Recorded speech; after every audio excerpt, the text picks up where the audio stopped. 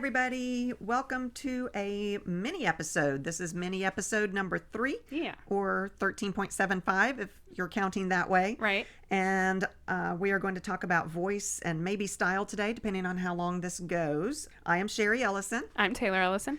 And we will jump right on into it. Yeah.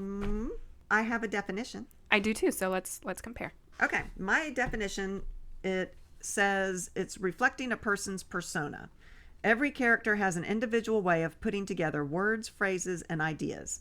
These elements make up a person's, quote, voice, end quote.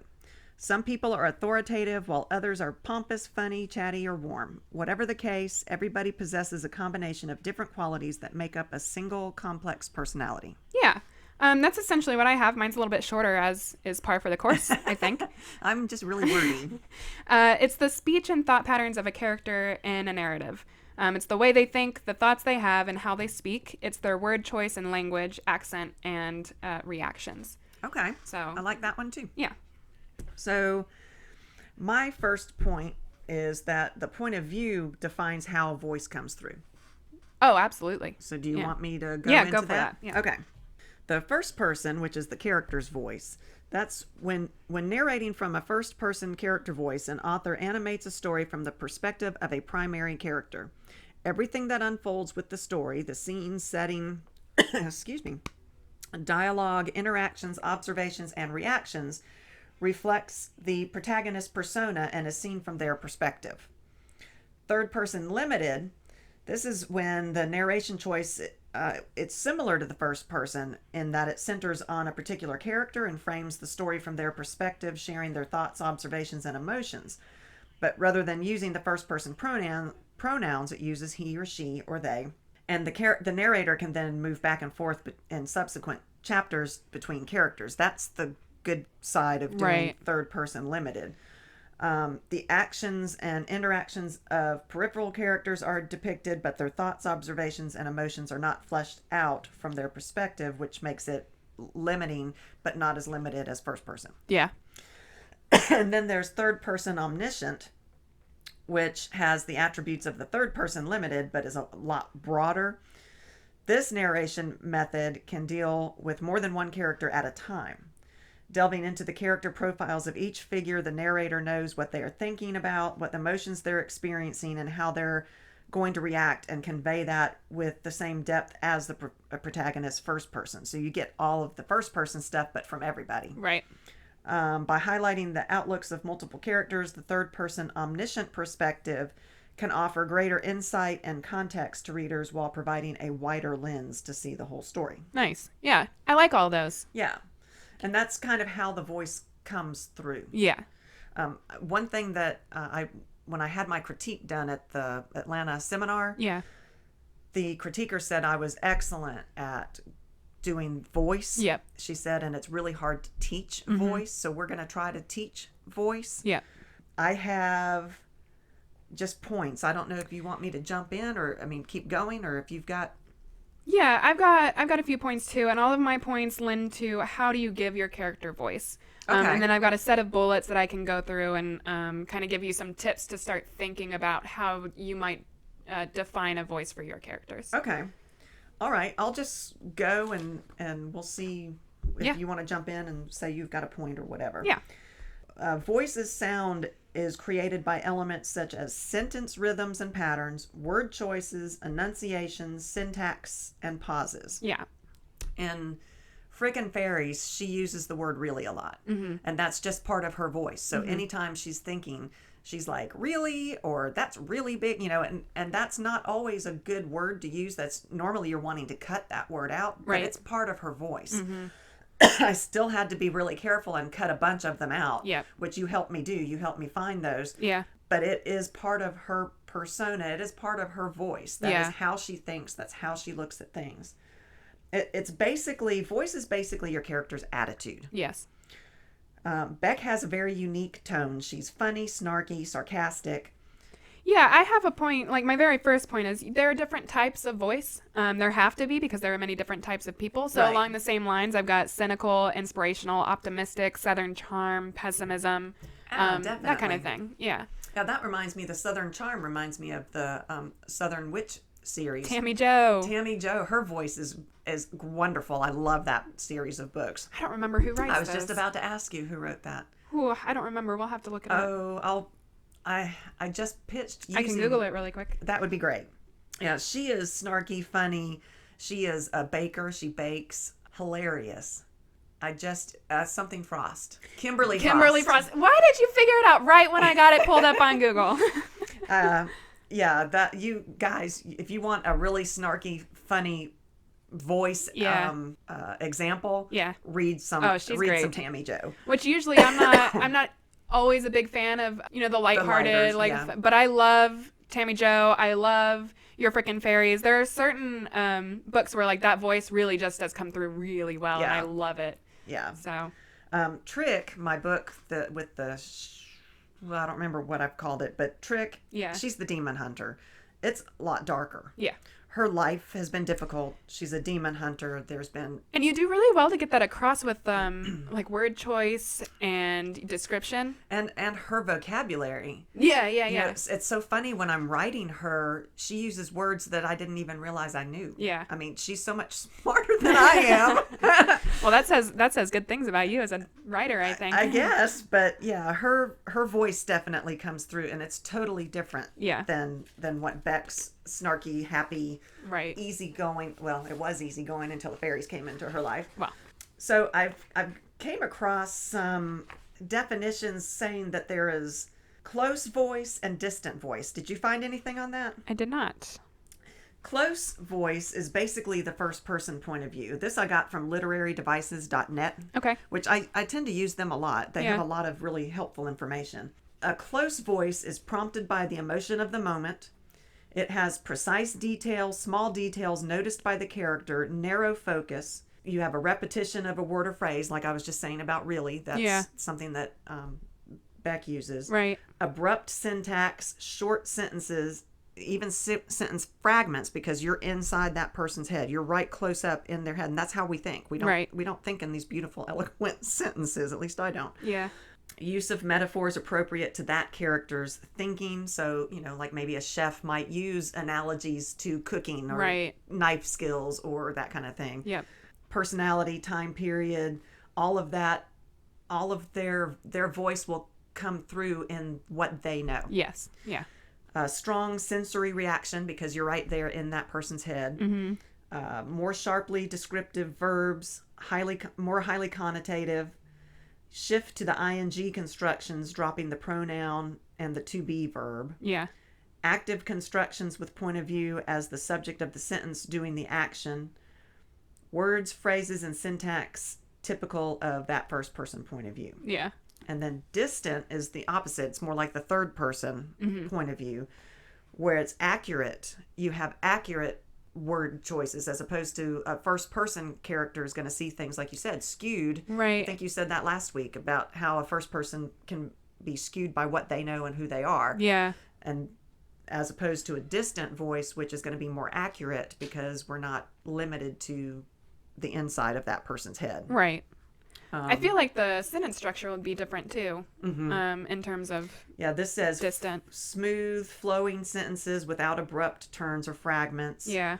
Non-emotional language, to a degree. To a degree, yeah. Occasional passive constructions, broad descriptions rather than feelings, distant voice words, then suddenly, so, instead of this, where it's right there inside the person's head. Right. Distant voice constructions are like he thought, or it occurred to him, he realized, she understood. Complex sentence structure with dependent clauses and modifying phrases, because that's not how, the close up, we don't think that way. Yeah. Yeah. So that's what I had on close and distant. And then I went into style as well a little bit, but let's finish up your I voice definitely have more to say about voice. I think a good way to start getting an idea of what voice is too is to look at other literature and other stories. That's always a good idea. Yeah, because if you read enough books, then you start to recognize, oh, this character is this character in my head, and this character sounds like this in my head, and you can kind of get an idea of what your character's voice might sound like in comparison. Urban fantasy tends to use what I've noticed is a lot of wit and snark. They have a lot of snarky characters. Yeah. And that's like a certain type of voice in a person. You know, not everyone is going to be a snarky person. Right. But I have noticed in urban fantasy that there tends to be more snark. Be creative in describing how characters' actual physical voices sound. So, you know, on top of their personality and their word choice and stuff, think about what they sound like with their physical voice, because that can convey a lot of information That's too. interesting. So accents, do they speak in a high-pitched voice or do they speak lower? Is it a deep voice or is it like a thin Is it voice? loud? Is it quiet? Right. Do they murmur more? Do they mumble? Good point. Do they have a gruff voice? Is it scratchy as if they've smoked their whole life? You know, you can get a lot of information across. I mean, that makes me think in my personal life, I'm a very loud person. Being a lawyer, I'm used to projecting in the courtroom. I'm extremely loud. One of my associates is very quiet. Yeah.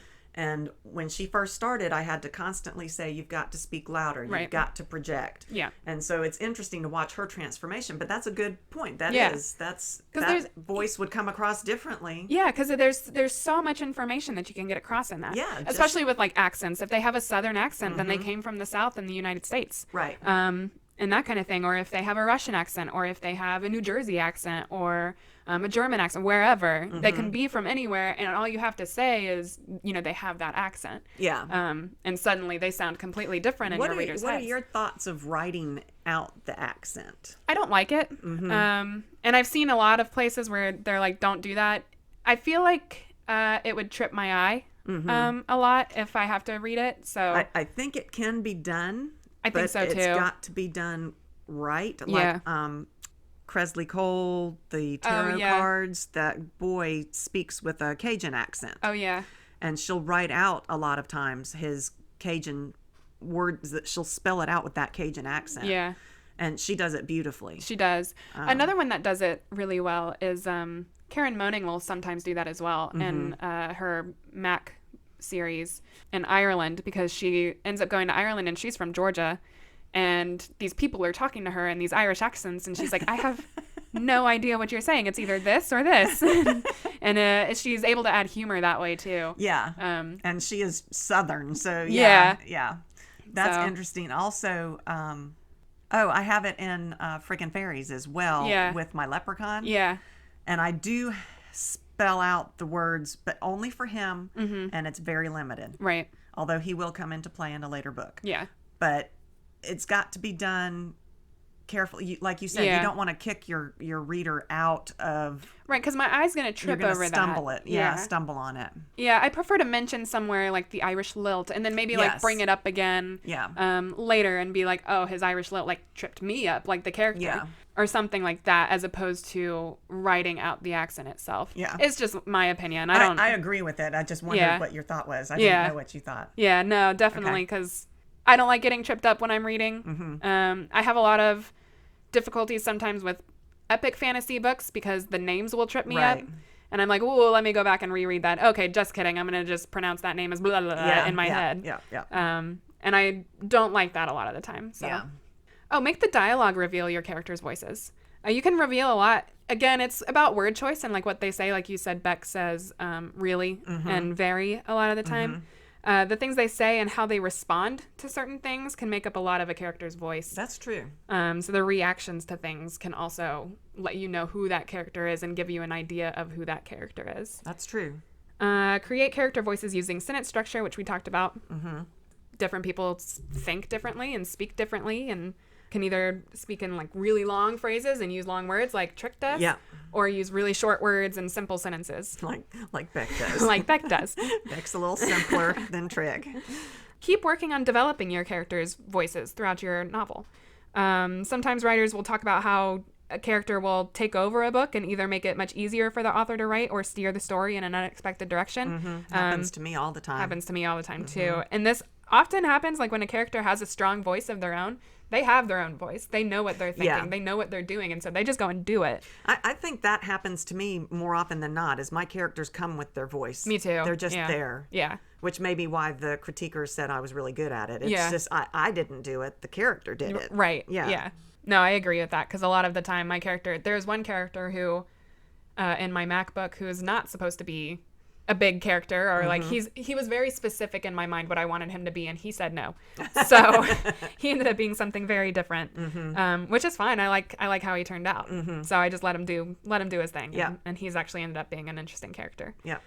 Think about character background, mannerisms, and try some exercises to kind of figure out the character voice. If you're stuck, if you don't really get what it means, if you don't quite understand how to come up with your own character voice. I think I've said in previous episodes that I just write scenes with characters to figure out who they are. And you said you write from different points of view, too, which Yes. also would help you see what that voice is. Yeah. Because if you're writing it from a different character's point of view, it's going to be a different voice. Yeah. So that is a great idea. I love doing that, too. It's Yeah. just a fun exercise to get into your characters' heads. Yeah. Especially because I do write in first person all the time. And so it's fun to switch from my main character to a character that she sees, because she thinks different things about that character. And obviously, if you switch point of view, then they're going to think different things about your main character and all that kind of stuff. Writing in first person point of view makes voice easier. I think so, too. Just because you're inside that person's head, so you can't help but portray that character's voice. Yeah, I agree with that. Yeah. I struggle with third person, and that could just be a me thing, but like I do struggle with third person a lot of the time because we're not just right there in the head of the main character. I do have one thing I wanted to say about Karen Moning's books. Yes. Because she does write in first person. And then in some of her books, she'll switch characters and still be writing in first person. And you know exactly who she's talking about. Because of the way she portrays the voice. Yes, You and know. she doesn't have to tell you, oh, I've switched to Jericho Barons. Right. You're just like, oh, that's not Mac anymore. Oh, that's Jericho. Yeah. You know, because, Jericho's voice is definitely... Is very different. Yeah, we know his voice. Yes. So she's one that I love to read for examples on that kind of thing. And So. Danny's voice. Oh, very Also different. Very different. Yeah, she is a really good one. That's if they want to look at voice and how to do it. Just go read the whole series. Karen Moning, yeah, because she does. That voice comes across all of her characters when she switches. Yeah. You know. Yeah. By the feel of it, by what they say, by their thoughts. Yep. I mean Their that's reactions. Excellent study. Although I warn you, if you do try to study it, you'll end up being sucked back into the book. Yeah. You'll read it. Yeah. But yeah, that's all I've got on voice. okay, and I think that's perfect timing. So we'll do style another time. Yeah, definitely. There'll be another mini episode at some point. Cool. So thanks, guys, for listening. Check out our website, eatdrinkwrite.podcast.com.